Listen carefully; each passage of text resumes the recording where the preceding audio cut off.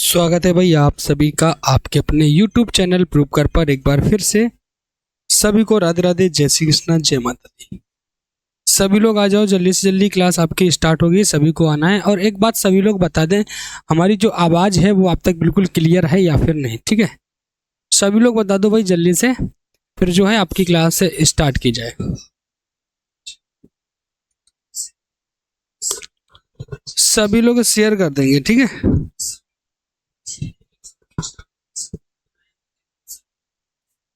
Share कर दो भाई।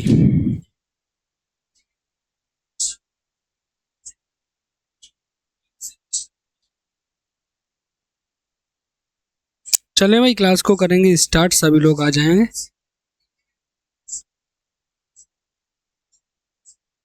चलिए क्लास को करेंगे स्टार्ट, सभी लोग आ जाएंगे। और एक बार बता दें, हमारी जो आवाज़ है वो बिल्कुल क्लियर है आप तक या फिर नहीं, ठीक है? क्लास को करेंगे स्टार्ट। आपको पता ही होगा ये जो आपका प्रैक्टिस सेट होने वाला है 11 होने वाला है, और क्वेश्चन जो है बहुत ही इंपॉर्टेंट, ठीक है? तो सभी को आना है, क्लास में जल्दी से आ जाइएगा और बता दीजिएगा। अनुप्रिया जी भाई,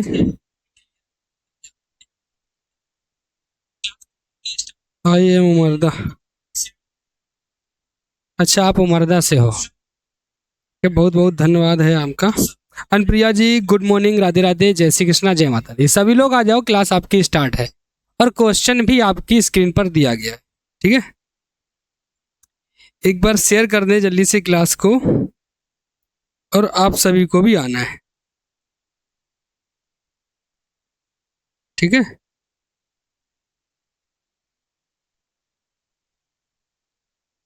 चलिए भाई, क्वेश्चन जो आपका दिया गया है आप सभी को बताना है यहाँ पर।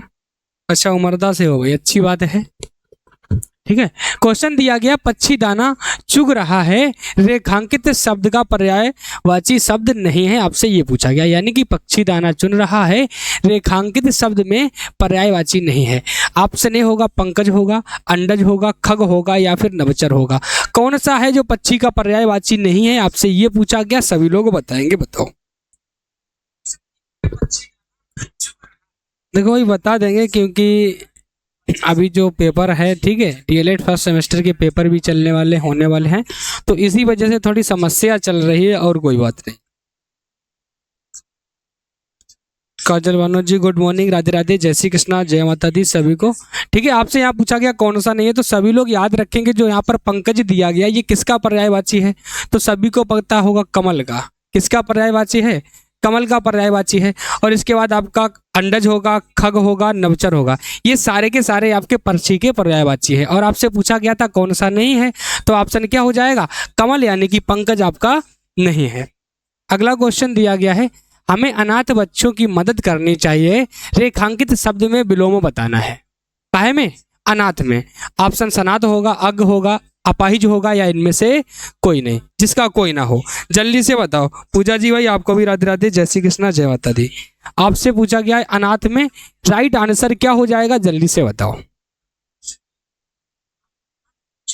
हाँ, कमल का है, बिल्कुल राइट हो जाएगा। क्वेश्चन नंबर 2 में राइट आंसर बताना है। ऑप्शन क्या हो जाएगा? सनाथ।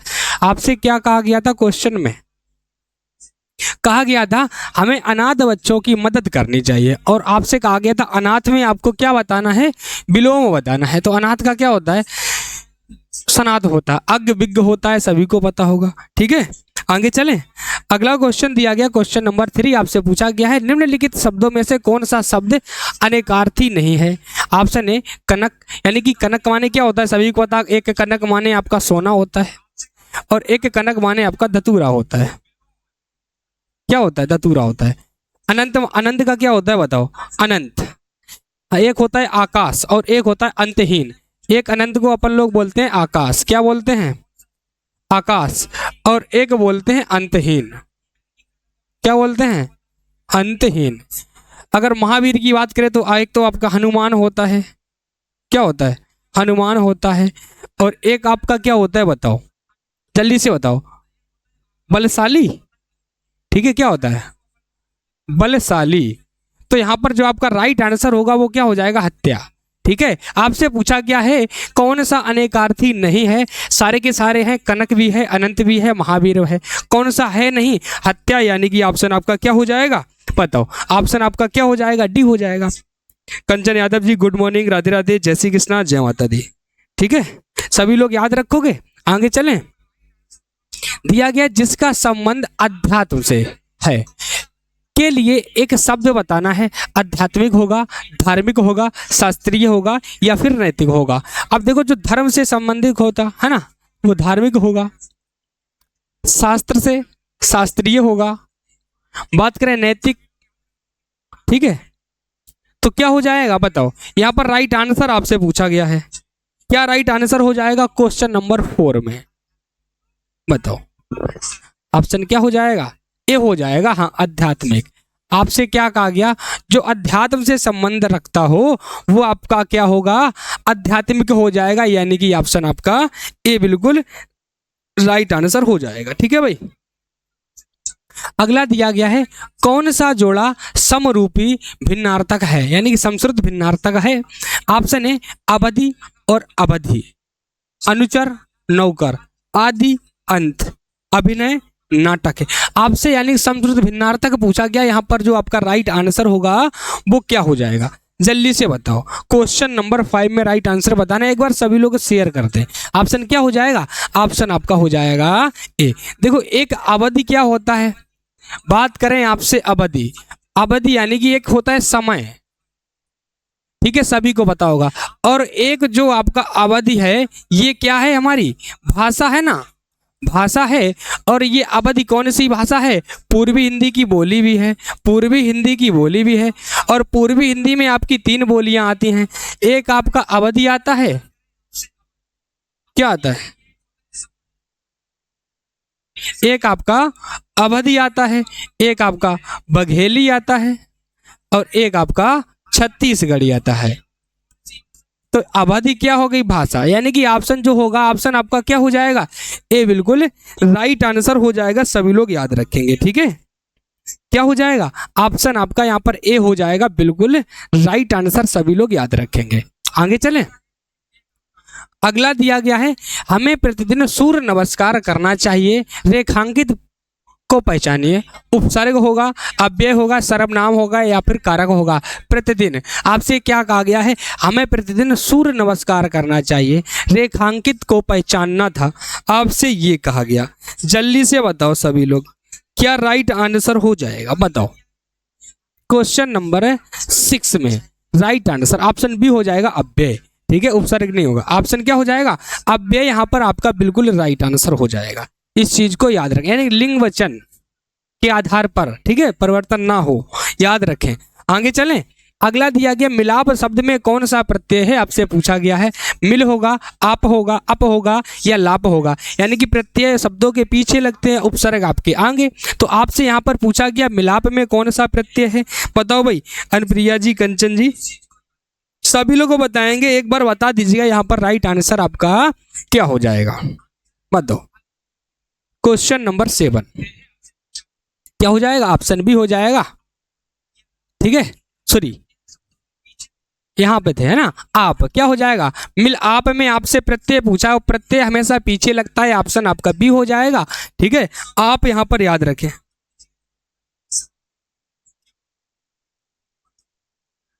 हमें सर्वनाम भी तो है सर, कहां पर भाई, नहीं भाई, आपसे आपसे क्या कहा गया, हमें प्रतिदिन सूर्य नमस्कार करना चाहिए, और प्रतिदिन में आपसे कह रहा है। ठीक है, हमें नहीं रखना है, सर्वनाम नहीं रखना है। अगला दिया गया प्रति प्लस आघात का संधि रूप क्या होगा, प्रत्याघात, प्रतियाघात, प्रत्याघात और प्रत्याघात। जल्दी से बताओ, यहाँ पर राइट आंसर क्या हो जाएगा, जल्दी से बताना है, बताओ। क्वेश्चन नंबर 8 में प्रतिधन आघात में कौन सी संधि होगी, ये तो सभी को पता है, यड़ संधि है। कौन सी संधि है, यड़ संधि है। राइट आंसर पूछे तो क्या हो जाएगा, प्रतिधन आघात, ऑप्शन आपका ए हो जाएगा। क्या हो जाएगा, ऑप्शन आपका ए बिल्कुल राइट आंसर हो जाएगा। हाँ बिल्कुल सही है।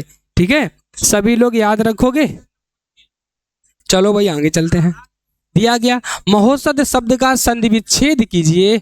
महाधन औषध, महाधन औषधि, महाधन औषधि, महाधन औषधि। बताओ, आपसे पूछा गया है महोषध में संधि विच्छेद। जल्दी से बताओ भाई, जल्दी से बताओ क्या हो जाएगा राइट आंसर, बताओ क्या राइट आंसर हो जाएगा क्वेश्चन नंबर 9 में। ऑप्शन ए हो जाएगा महाधन औषधि। क्या हो जाएगा? महाधन औषधि। ऑप्शन आपका यहाँ पर क्या हो जाएगा? ए बिल्कुल राइट आंसर हो जाएगा। मौषध में कौन सी संधि है अगर आपसे पूछा जाए तो याद रखना वृद्धि संधि है। कौन सी? वृद्धि संधि है। ठीक है, वृद्धि संधि है, इस चीज को याद रखना है। चलो भाई आगे चलते हैं। अगला दिया गया माता पिता लोहे के चने चबाकर बच्चों को पढ़ाते हैं। रेखांकित मुहावरा का अर्थ स्पष्ट करना है। दिया गया बहुत कठिनाई झेलना, स्पष्ट बात करना, बहुत ही विश्वास करना या बहुत ही आशा रखना। माता पिता लोहे के चने चबाकर बच्चों को पढ़ाते हैं। इसमें आपसे मुहावरा पूछा गया है, जल्दी से बता दो भाई सभी लोग। बताओ भाई, सभी लोग शेयर कर दें। हाँ, वृद्धि संधि है, बिल्कुल राइट हो जाएगा मौसद में। यहाँ पर राइट आंसर क्या हो जाएगा? तो ऑप्शन आपका हो जाएगा बहुत कठिनाई झेलना। ठीक है, क्या हो जाएगा? बहुत कठिनाई झेलना। ऑप्शन आपका यहाँ पर हो जाएगा ए बिल्कुल राइट आंसर। अगला क्वेश्चन दिया गया कहाँ राजा भोज कहाँ गंगू तेली। लोकोक्ति का अर्थ होगा दोनों बराबर होना, किसी तरह की जिम्मेदारी ना उठाना, गुण ना होना और विशिष्ट और समान व्यक्ति की तुलना। बताओ, आपसे क्या कहा गया है? कहाँ राजा भोज और कहाँ गंगू तेली। क्वेश्चन नंबर 11 में तो बिल्कुल राइट आंसर होगा यानी कि विशिष्ट और सामान्य व्यक्ति की तुलना करना। ठीक है, क्या हो जाए? एक ऊंचे व्यक्ति यानी कि रहन सहन में अच्छे और एक आपका सामान्य व्यक्ति की तुलना करना। ऑप्शन यहाँ पर क्या हो जाएगा? डी बिल्कुल राइट आंसर हो जाएगा। ठीक है, चलो भाई अगला दिया गया जहां एक ही वर्ड की बार बार आवृत्ति होती है वहां पर कौन सा अलंकार होता है? जल्दी से बताओ। जैसे आपसे कहें, बताओ रघुपति राघव, रघुपति राघव राजा राम। आपसे क्या कहा रहा है? जहां एक शब्द एक वर्ड की आवृत्ति कितने बार हो? बार बार हो। जैसे रघुपति राघव राजा राम। अब रा वर्ड की आवृत्ति क्या हो रही है? बार बार, जिसे बोलते हैं प्रत्यय। ठीक है, तो यहाँ पर जो आपका राइट आंसर होगा वो क्या होगा? यमक होगा, अनुप्रास होगा, श्लेष होगा या फिर आपका उपमा होगा। जल्दी से बताओ 12 नंबर में। हाँ, उपमा अलंकार, सॉरी अनुप्रास अलंकार। क्या हो जाएगा? अनुप्रास अलंकार बिल्कुल राइट आंसर बताया है। क्या हो जाएगा भाई अनुप्रिया जी? अनुप्रास हो जाएगा। कंचन जी ऑप्शन बी हो जाएगा बिल्कुल राइट आंसर। चलो भाई आगे चलते हैं। जो सममात्रिक छंद है प्रत्येक चरण में 16 मात्राएं होती हैं उसे कहते हैं चौपाई कहते हैं, दोहा कहते हैं, सोरठा कहते हैं या फिर आपका रोला कहते हैं। जल्दी से बताओ क्वेश्चन नंबर 13 में। बताओ, जो सममात्रिक छंद है प्रत्येक चरण में कितनी मात्राएं होती हैं? 16 मात्राएं होती हैं।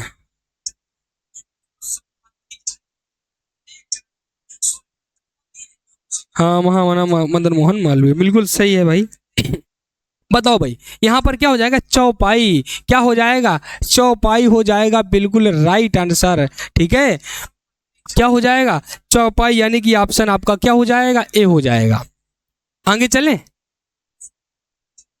दिया गया भीष्म पितामह ने आजीवन शादी ना करने का प्रण लिया था। रेखांकित शब्द में कौन सा समास होगा? आजीवन अव्ययीभाव समास होगा, तत्पुरुष समास होगा, कर्मधारय या फिर आपका द्विगु समास होगा।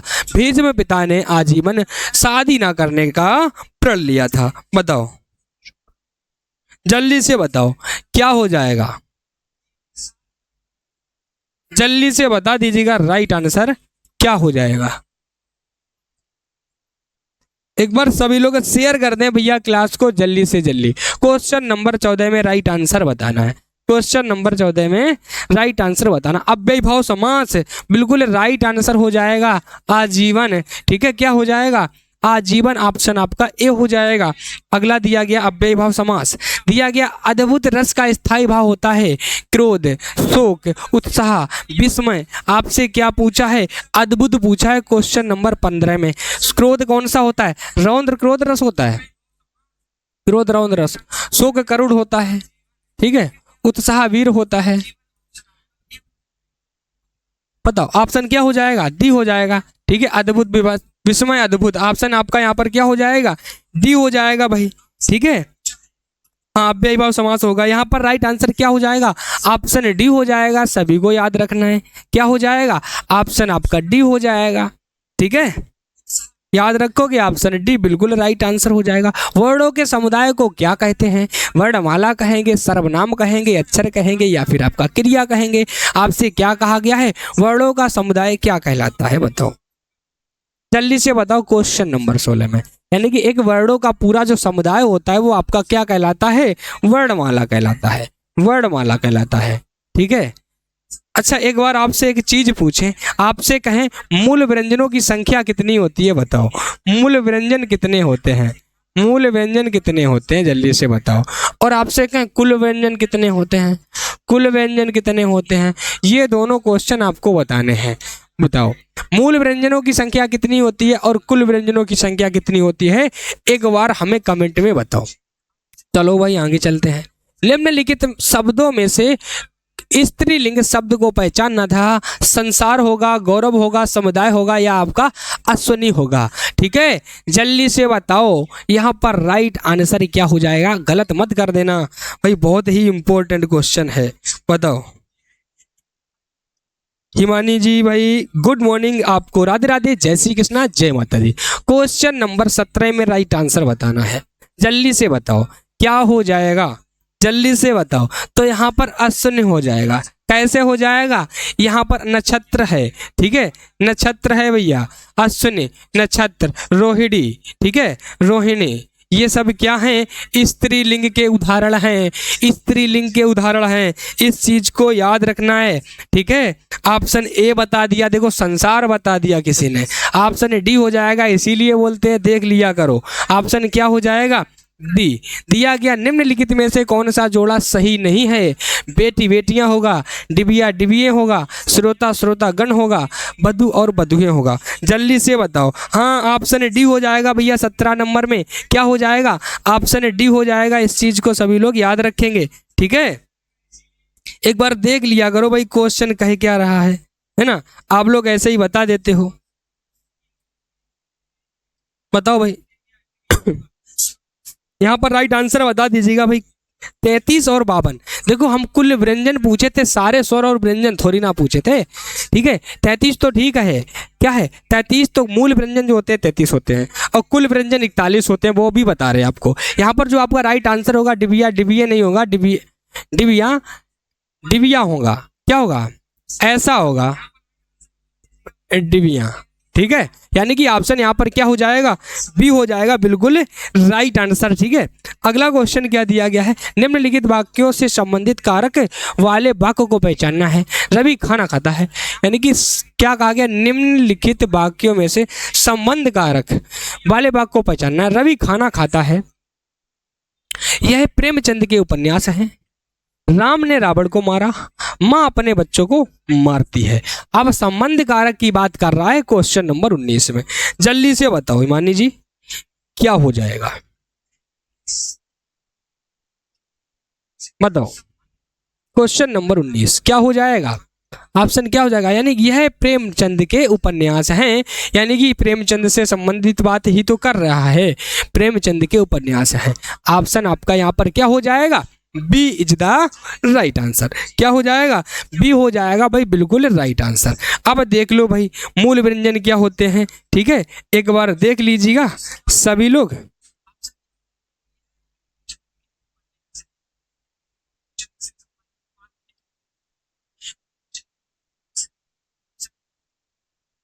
चलो भाई।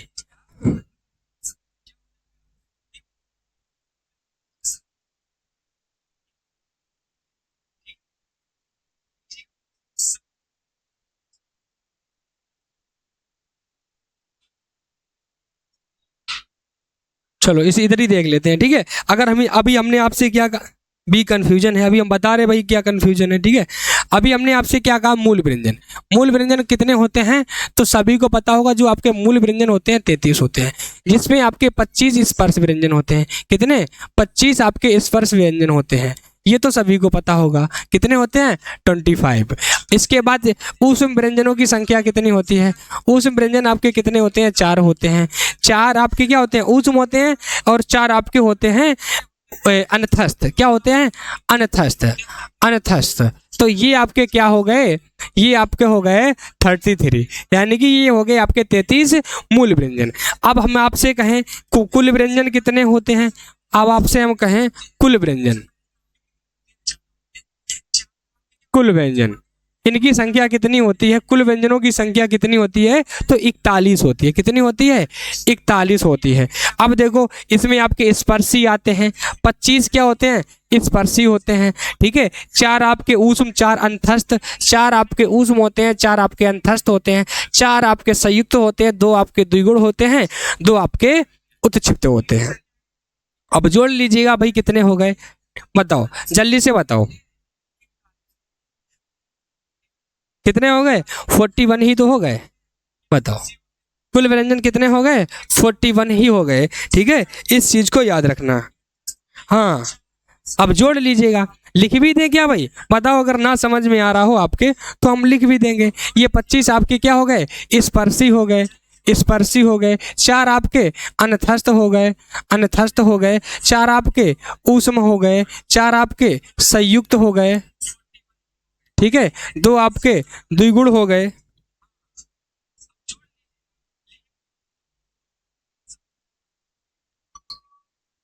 द्विगुण हो गए, और 2 आपके उत्क्षिप्त हो गए।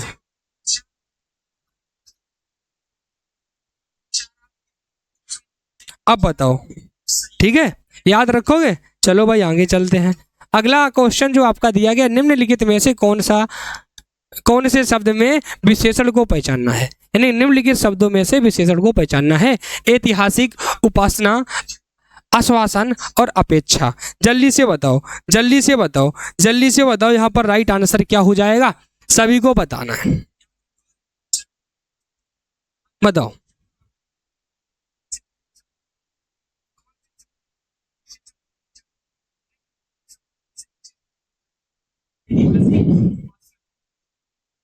बताओ यहाँ पर राइट आंसर क्या हो जाएगा, ऑप्शन आपका ऐतिहासिक हो जाएगा, ऑप्शन आपका ए हो जाएगा, ठीक। आपसे पूछा गया था निम्नलिखित शब्दों में विशेषण को पहचानना था, तो क्या हो जाएगा, ऐतिहासिक बिल्कुल राइट आंसर हो जाएगा, याद रखना।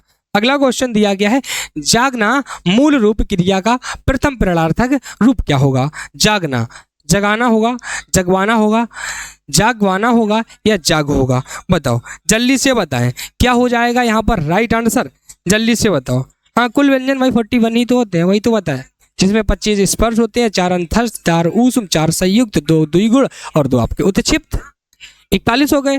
पूछा जाए मूल व्यंजन, जिसमें आपके 25 ऊष्म होते हैं और 4 25 स्पर्शी होते हैं, 4 ऊष्म होते हैं, 4 अंतस्थ होते हैं, ठीक है, याद रखें। यहाँ पर राइट आंसर बताओ, जगाना, जगाना, जो आपका यहाँ पर राइट आंसर होगा वो आपका क्या हो जाएगा, जगाना, ठीक है। ऑप्शन क्या हो जाएगा, ऑप्शन आपका ए हो जाएगा। दिया गया निम्नलिखित वाक्यों में से पूर्ण वर्तमान काल को स्पष्ट करना। पूर्ण वर्तमान यानी कि हमारे पढ़ने का समय हो गया, वह घूमने जा रही है, वह पढ़ रहा था, मैं बाहर जाऊंगी।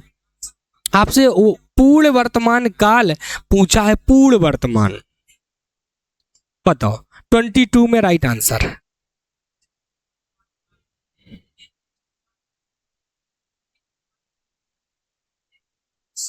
अगर आपसे कहा वह घूमने जा रही है,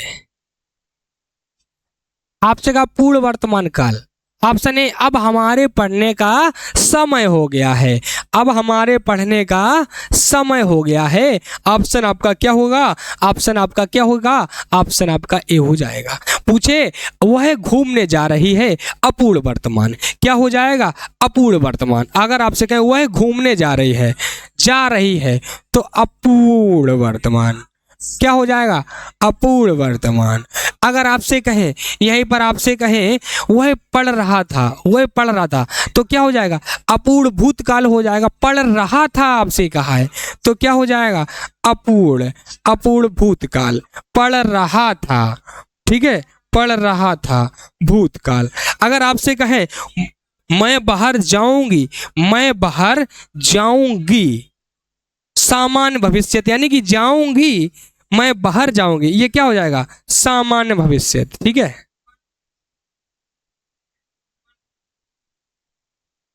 याद रखना, ठीक है भाई। तो यहां पर जो आपका राइट आंसर होगा वो ऑप्शन आपका ए हो जाएगा। दिया गया है सुरेश गीत गा रहा था, वाक्य में कौन सा काल है? अपूर्ण भूत, पूर्ण भूत, सामान्य भूत, आसन्न भूत। आपसे कहा सुरेश गीत गा रहा था। अब जब गा रहा था, हमने देखा था गा रहा था, पर कब तक गा रहा था ये तो क्लियर नहीं है, ठीक है। तो यहां पर क्या हो जाएगा? क्वेश्चन नंबर 23 में तो क्या हो जाएगा? ऑप्शन ए हो जाएगा, अपूर्ण भूत, यानी कि गा रहा था। अगर हम कह दें कि सर जी पढ़ा रहे थे, तो कब तक पढ़ा रहे थे ये नहीं पता, पर पढ़ा रहे थे, है ना, तो क्या हो जाएगा? अपूर्ण भूत हो जाएगा, अभी भी पढ़ा रहे थे। आगे चलो, दिया गया है निम्नलिखित कवियों में से गांधी जी ने किस कवि को राष्ट्र कवि का सम्मान दिया? महादेवी वर्मा, जयशंकर प्रसाद, मैथिली शरण गुप्त या सुमित्रा नंदन पंत को? बताओ, निम्नलिखित कवियों में से महात्मा गांधी ने किस कवि को राष्ट्र कवि का सम्मान दिया? तो आपको पता होगा, भारत भारती के लिए 1921 में, कब, सॉरी 1912 में, भारत भारती के लिए, ठीक है, भारत भारती, भारत भारती के लिए 1912 में, 1912 में, कब? 1912 में, स्वतंत्रता संग्राम के समय, ठीक है, स्वतंत्रता संग्राम, यानी कि किसे? बताओ किसे? तो याद रखना ऑप्शन सी, मैथिली शरण गुप्त को, ठीक है, मैथिली शरण गुप्त को 1912 भारत भारतीय सम्मान पुरस्कार स्वतंत्रता संग्राम के समय, ठीक है, याद रखना है सभी को। आगे चलें, दिया गया है वेद देवदास उपन्यास पर 3 बार फिल्म बन चुकी है, उपन्यासकार का नाम क्या है? प्रेमचंद जी, शरत चंद्र चट्टोपाध्याय, धर्मवीर भारती या रामचंद्र शुक्ल जी? आपसे पूछा गया है देवदास उपन्यास है, उस पर 3 बार क्या बन चुकी है? फिल्म, ठीक है, उस उपन्यासकार का नाम बताना है। बताओ, जल्दी से बताओ, 25 में राइट आंसर। तो ऑप्शन याद रखें, ऑप्शन क्या हो जाएगा भाई? बताओ, ऑप्शन क्या हो जाएगा? शरत चंद्र चट्टोपाध्याय, ठीक है, ऑप्शन जो यहाँ पर दे रखा है, ऑप्शन आपका ए बी बिल्कुल राइट आंसर हो जाएगा। आगे चलो, अनामिका के रचयिता कौन है? जयशंकर प्रसाद, महादेवी वर्मा, सूर्यकांत त्रिपाठी निराला या सुमित्रा नंदन पंत? अनामिका, जूही की कली, ये सारी के सारी जल्दी से बता दीजिएगा। क्या हो जाएगा? सूर्यकांत त्रिपाठी निराला। क्या हो जाएगा? सूर्यकांत त्रिपाठी निराला बिल्कुल राइट आंसर हो जाएगा, ठीक है भाई। और भाई सभी लोग क्लास को शेयर जरूर किया करें, आप लोग क्लास को शेयर बिल्कुल भी नहीं करते हो। आगे चलते हैं, अगला क्वेश्चन दिया गया है, कौन सी रचना तुलसीदास जी की नहीं है? दोहावली भी है, गीतावली भी है, रामचरितमानस भी है, पर जो आपका यामा दिया गया है ये किसकी है? महादेवी वर्मा की, महादेवी वर्मा की, किसकी है? महादेवी वर्मा की, ठीक है, महादेवी वर्मा, यानी कि ऑप्शन क्या हो जाएगा? डी हो जाएगा।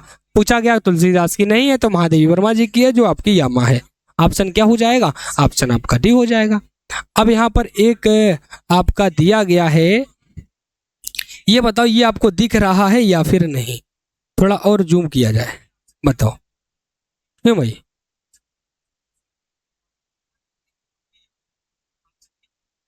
अब बताओ, दिख रहा है? चलो भाई हम ही पढ़ देते हैं। दिया गया, भारत का गौरव बढ़ाने वाले महानुभावों में रविन्द्रनाथ टैगोर का स्थान अग्र है। उनका जीवन सदैव प्रेरणादायी है। उनका जन्म 7 मई 1861 को कोलकाता के बंगाली परिवार में हुआ था। उनके पिता का नाम देवेंद्रनाथ और माता का नाम शारदा देवी था। उनके पिता ब्रह्म समाज नेता थे। पूछा जाए, जो रविन्द्रनाथ टैगोर थे इनके पिता कौन थे? ब्रह्म समाज के नेता, ठीक है, किसके? रविन्द्रनाथ टैगोर के। दिया गया वे महान कवि, कहानीकार, गीतकार, चित्रकार, संगीतकार, नाटककार एवं सच्चे देशभक्त थे। उन्होंने 8 साल की उम्र में कविता लिखी। कौन सी? दिया गया काबुलीवाला, मास्टर साहब, पोस्ट मास्टर जैसी अर्थस्पर्शी कहानियां हमें दी गई। सन 1878 में कानून की पढ़ाई करने के लिए लंदन गए, लेकिन साहित्य प्रेमी रविन्द्रनाथ जी 1880 में बिना उपाधि डिग्री के लिए वापस आ गए। प्रकृति के प्रेम में रविन्द्रनाथ जी ने शांति निकेतन की स्थापना की। 16 अक्टूबर 1905 को उनके नेतृत्व में कलकत्ता में रक्षाबंधन के उत्सव में से बंग भंग आंदोलन आरंभ हुआ। इसी आंदोलन में भारत में स्वदेशी आंदोलन का सूत्रपात हुआ। उनकी सबसे लोकप्रिय रचना गीतांजलि रही। इसके लिए 1913 में उन्हें नोबेल पुरस्कार प्रदान किया गया। सन 1919 में हुए जलियांवाला बाग हत्याकांड की उन्होंने भरपूर निंदा की। उसका विरोध इतना तीव्र था कि उन्होंने नाइटहुड उपाधि लौटा दी। किसमें? जलियांवाला बाग हत्याकांड। कब? 1919 में उन्होंने भरपूर निंदा की और इसके विरोध में उन्होंने नाइटहुड की उपाधि वापस लौटा दी। दिया गया भारत का राष्ट्रगान जनगण मन एवं बांग्लादेश का राष्ट्रीय गीत अमर सोनार बांग्ला उनकी ही रचना है। सर्वोत्तमुखी प्रतिभा रखने वाले रविन्द्रनाथ जी का निधन 7 अगस्त 1941 को कलकत्ता में हुआ। उनका जीवन सदैव पथ प्रदर्शित है। जल्दी से बताओ। अब बताओ, आपसे पूछा गया है नाइटहुड की उपाधि रविन्द्रनाथ जी ने क्यों लौटाई? ऑप्शन ए, उन्हें वह उपाधि पसंद नहीं आई थी। ऑप्शन बी, जलियांवाला बाग हत्याकांड विरोध में लौटा दी थी, बंग भंग के आंदोलन में, या फिर आपका ब्रिटिश शासन ने उनसे ले ली थी। तो अभी आपने जैसा कि पढ़ा था 1919 में हुए जलियांवाला बाग हत्याकांड में भरपूर निंदा की, उनका निषेध हुआ और उन्होंने क्या की? नाइटहुड की उपाधि वापस लौटा दी। यहाँ पे जो आपका राइट आंसर होगा ऑप्शन यानी कि बी हो जाएगा, जलियांवाला बाग हत्याकांड के विरोध में लौटा दी थी। ठीक है, ऑप्शन क्या हो जाएगा? ऑप्शन आपका यहाँ पर बी हो जाएगा। चलो भाई आगे चलते हैं। दिया गया रविन्द्रनाथ टैगोर की कौन सी रचना को नोबेल पुरस्कार प्राप्त हुआ? काबुलीवाला, मास्टर साहब, आपका दिया गया पोस्ट मास्टर, और लास्ट है आपका गीतांजलि में। अब जल्दी से बताओ क्या हो जाएगा, किसमें उन्हें बताओ नोबेल पुरस्कार प्राप्त हुआ? अभी आपको बताया था ना, बताओ जल्दी से बताओ क्या हो जाएगा? क्वेश्चन नंबर 29 में। क्वेश्चन नंबर 29 में ऑप्शन डी हो जाएगा। भैया गीतांजलि में तो मिला है, काहे में मिला है? गीतांजलि में ही तो मिला है, याद रखें 29 में। अगला दिया गया है रविन्द्रनाथ टैगोर का जन्म कब और कहाँ हुआ था? तो अभी आपने को बताया था उनका जन्म 7 मई 1861 को कोलकाता के एक बंगाली परिवार में हुआ था। तो कब हुआ था? 7 मई 1961 में कोलकाता में। कहाँ हुआ था? 7 मई 1961 को कोलकाता में। ऑप्शन क्या हो जाएगा? ए हो जाएगा। आगे चलो। दिया गया उनके पिता कौन से समाज के नेता थे? तो अभी आपने पढ़ा था जो उनके पिता थे ये ब्रह्म समाज के नेता थे। कहाँ कहा गया है आपसे? ठीक है, अभी आपने पढ़ा था, क्या हो जाएगा? ऑप्शन आपका ए ही हो जाएगा, ब्रह्म समाज। 1 मिनट रुकिएगा, अभी आपने यार पढ़ा था, किधर चला गया भाई? क्यों भाई? हाँ देखो, आपसे कहा गया और माता का नाम शारदा देवी था। उनके पिता ब्रह्म समाज के नेता थे। कौन थे? ब्रह्म समाज के नेता थे। ठीक है, अगला दिया गया और लास्ट है जनगण मन राष्ट्रगान के रचनाकार हैं, तो सभी को पता होगा रविन्द्रनाथ टैगोर हैं। और बांग्लादेश का अमर सोनार बांग्ला, ये भी किसका है? रविन्द्रनाथ टैगोर के द्वारा ही रचित है, इसको भी याद रखना है। ठीक है, तो भाई इतने ही क्वेश्चन थे, सारे के सारे क्वेश्चन अपन लोग ने कर लिए हैं। ठीक है, यदि आपको क्लास अच्छा लगा हो तो भाई क्लास को लाइक और शेयर जरूर किया करें। और डेली आपकी क्लास होती है कितने बजे से? तो आपको भी पता होगी। ठीक है, 10 बजे से 10 AM पर आपकी डेली क्लास होती है। तो इस क्लास में डेली आया करें। हिंदी की क्लास होती है डेली, एक आपका प्रैक्टिस सेट लेके आते हैं जिसमें से बहुत ही इंपॉर्टेंट क्वेश्चन है। तो अब हम चलते हैं, क्लास को करेंगे एंड, और फिर आपको मिलेंगे नेक्स्ट क्लास में। ठीक है, और जो सेकेंड सेम, जो आपके फर्स्ट सेम में बच्चे हैं और जिसको हिंदी पढ़ना हो तो हिंदी की क्लास में आएगा। आपकी हिंदी की क्लास होगी 2 बजे से। ठीक है, 2 बजे आपकी हिंदी की क्लास होगी, बहुत ही इंपॉर्टेंट क्लास होगी, जिसमें आपके लघु उत्तरी क्वेश्चन कराने वाले हैं। लघु उत्तरी, ठीक है, तो आ जाएगा 2 बजे से, बहुत ही इंपॉर्टेंट क्लास होने वाली है लघु उत्तरी की। तो अब हम चलते हैं, फिर क्लास को करेंगे एंड और फिर मिलेंगे आपको नेक्स्ट क्लास में। तब तक के लिए सभी को राधे राधे, जय श्री कृष्णा, जय माता दी, सभी को बाय बाय, टेक केयर, सभी को थैंक यू।